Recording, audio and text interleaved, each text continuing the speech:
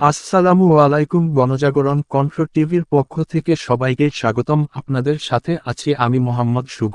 দিনাজপুর বিরল অবৈধভাবে ভারতে প্রবেশের সময় আটক ১৬।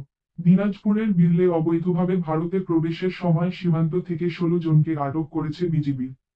তাদের মধ্যে ৮ জন পুরুষ, ৪ জন নারী ও ৪ শিশু।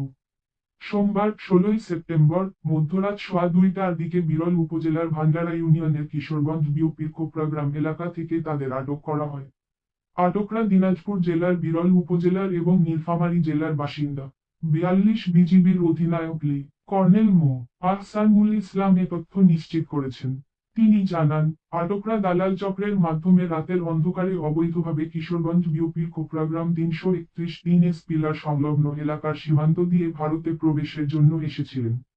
খবর পেয়ে কিশোরগঞ্জ কোম্পানি কমান্ডার সুবেদার রফিকুল ইসলামের নেতৃত্বে অভিযান চালিয়ে তাদেরকে আটক করে। আটকদের বিরল থানায় হস্তান্তর করা হয়েছে।